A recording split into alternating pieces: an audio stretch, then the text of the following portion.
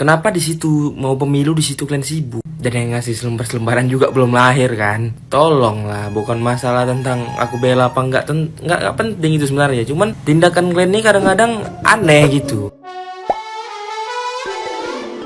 Capek-capek tim kampanyenya buat narasi gemoy. Pak Prabowo-nya emosian. Pak Prabowo kayaknya harus bener-bener berbenah nih kalau tetap mau bawa propaganda politik yang fun. Soalnya 2 kali debat capres, 2 kali juga menunjukkan gestur yang riang gembira. Di debat pertama aja, waktu adu argumen sama Pak Anies, banyak netizen yang bilang kalau Pak Prabowo nggak bisa kontrol emosi. Langsung tuh narasi gemoy hancur dalam 1 malam. Nah, di debat capres yang kedua ini, Pak Prabowo sih pas debatnya lumayan bisa kontrol diri. Lumayan tuh bisa dapat simpati karena ditangisin pendukungnya. Tapi kesalahan besar adalah ketika Pak Prabowo malah mengeluarkan kata-kata yang tidak pantas yang mungkin ditunjukkan kepada Pak Anies. Ayo Pak, inget jargon. Kasian tuh tim kampanye Bapak sama para pendukung Bapak bersih-bersih nama Bapak terus. Kalau kayak gini mah, apakah masih pantas narasi gemoy dan riang gembira disematkan untuk Bapak? Padahal baliho-baliho Bapak loh yang bilang kalau ada yang ejek senyumin aja. Tapi sekarang kalau yang gua lihat, yang riang gembira malah paslon 01 dan 03. Jujur, saya elektabilitas Bapak bisa hancur gara-gara Bapak nggak bisa kontrol emosi. Segitu dulu aja deh, takut gue kalau dilanjutin.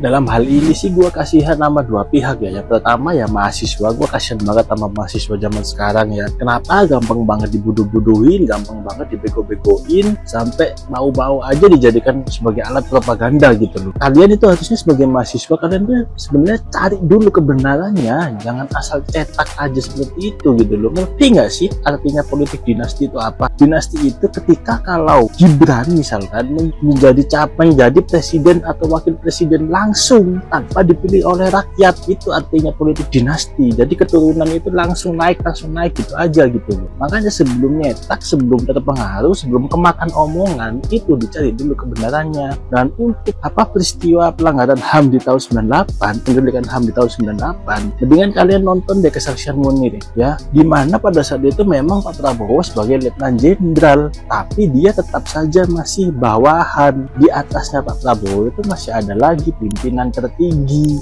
dia pasti menuruti perintah pimpinannya lah. Orang Munir bilang kok kalau Pak Prabowo dan timnya itu hanya sebagai kambing hitam gitu loh, bukan sebagai dalang utamanya gitu loh. Dan yang kedua, gue kasihan banget sama pihak-pihak yang melakukan ini gitu loh, yang menghasut mahasiswa agar melakukan ini gitu loh. Sampai segitunya ya mereka mencari suara, sampai melakukan hal-hal kotor dan busuk seperti ini gitu loh. Belum lagi sekarang tuh banyak banget akun-akun buzzer yang sok-sokan bikin kayak nyanyian gitulah, menyinggung soal paman. Itu akun-akun yang menurut gua goblok gitu, tolol. Cari duit itu dengan hal lain gitu loh, gak usah dengan cara-cara jadi buzzer seperti itu. Kalian itu udah jadi alat sebagai propaganda gitu loh. Harusnya kalian itu sebagai manusia punya otak, punya pikiran, dipakai sebelum eksekusi. Masyarakat tuh lebih pintar dari kalian, udah gak gampang terpengaruh sama hal-hal seperti itu. Cuman orang-orang busuk yang melakukan hal-hal seperti itu, melakukan penghasutan, mengangkat isu-isu HAM, itu orang-orang busuk. Dan yang gampang terpengaruh hasutan-hasutan seperti itu berarti dia tolol.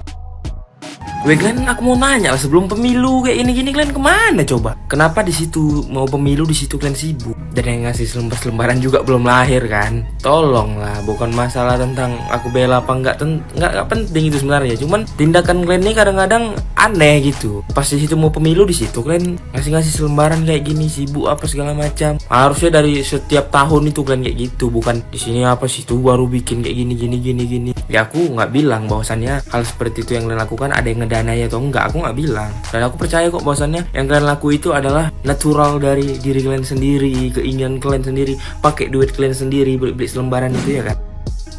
Sumpah gue nangis banget nonton debat yang kemarin. Kayak apaan sih nih gitu. Disclaimer, gue bukan orang yang garis keras mendukung nomor berapa terus gue memprovokasi orang-orang untuk ayo pilih gitu ya. Yang kedua, gue bukan orang yang ngerti politik. Jadi let me show you my opinion as a content creator ya, sebagai orang yang ngerti gitu ya tentang media sosial, terus scroll gitu. Dan gue mau kasih opini gue karena mulut gue gatel banget ini kenapa terjadi.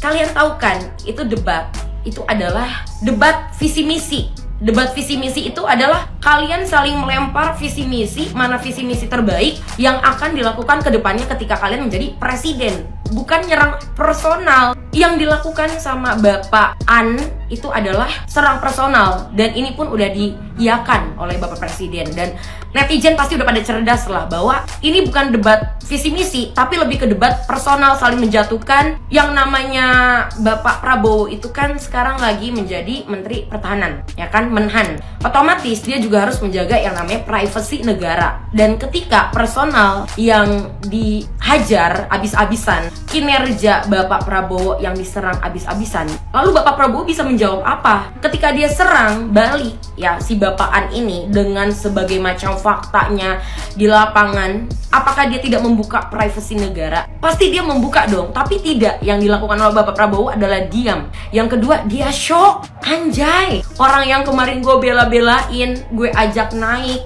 buat jadi gubernur, tapi dia juga yang menjatuhkan gue. Sekarang kita belajar dari sini. Tidak semua orang itu tulus ketika kita udah bantu, dan dia tidak mungkin tidak menjatuhkan gitu loh. Dan bayangin jadi Bapak Prabowo, di hadapan dia itu ada sosok yang emang udah dia bantu gila-gilaan, dia bantu untuk naik, tapi di saat itu juga malah dia menyerang personalnya langsung. Dari sini bodo amat, apapun itu gue tetap Prabowo.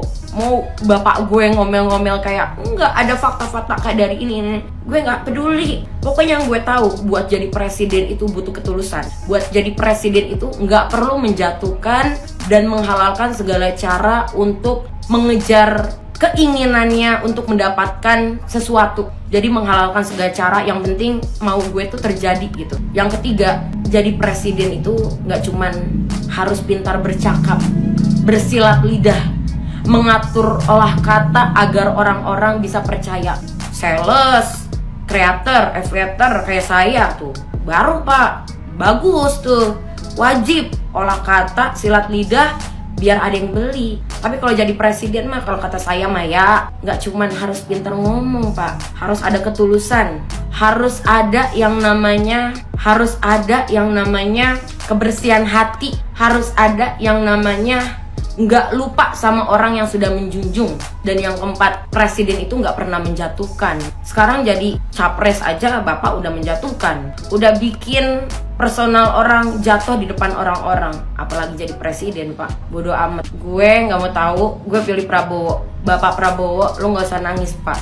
Masyarakat netizen TikTok ini gue yakin udah pada cerdas, udah pada pinter mana yang harus dipilih nanti bulan Februari. Yang pasti sekali lagi Gilda tegesin, yang pinter ngomong belum tentu pinter aksinya. Kayak Gilda pintar ngomong, tapi ibarat masalah Gilda disuruh aksi gitu, belum tentu. Gilda pasti angot-angotan gitu kan, ya kecuali jualan gitu. Nah sebaliknya, orang yang pintar aksi kebanyakan nggak pintar ngomong. Jadi kalian para netizen jadilah cerdas, jangan cuman terbuai oleh janji manis. Dia aja yang janjinya manis belum tentu ditepatin, apalagi presiden. Jadi jangan cuman terbuai sama janji manis, jangan cuman terbuai sama apa yang ada di kamera. Yang penting adalah aksinya ya. Kamu cari ya di TikTok, di segala macam media sosial, apa aja prestasi-prestasi dari setiap presiden.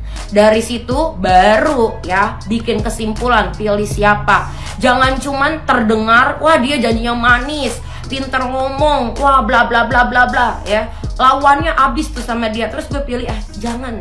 Jadilah ya netizen yang cerdas, netizen yang pinter, netizen yang bisa melihat ketulusan mana orang yang emang benar-benar jadi presiden untuk kepentingan pribadi, mana yang pengen jadi presiden untuk menyelamatkan nasib rakyat, mensejahterakan masyarakat Indonesia dan negara Indonesia ke depannya. Jadilah netizen yang cerdas. Prabowo, Bapak, saya bersama Bapak.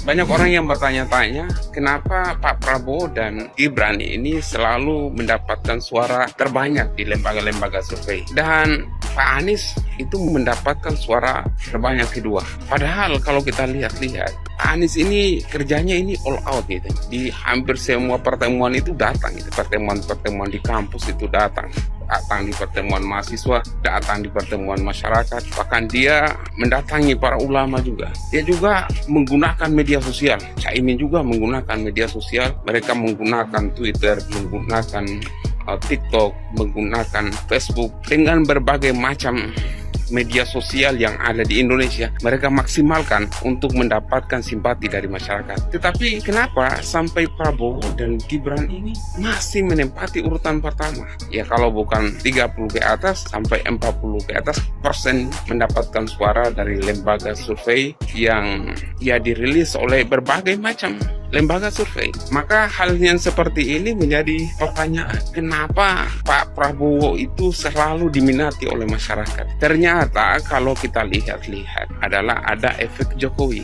Jokowi ini kan kita lihat ya beberapa bulan belakangan ini selalu dia mendatangi masyarakat di daerah-daerah. Ya selain ke luar negeri, dia banyakkan sekarang itu mendatangi masyarakat di daerah-daerah. Ini sebenarnya ada efek ya secara elektoral terhadap 02.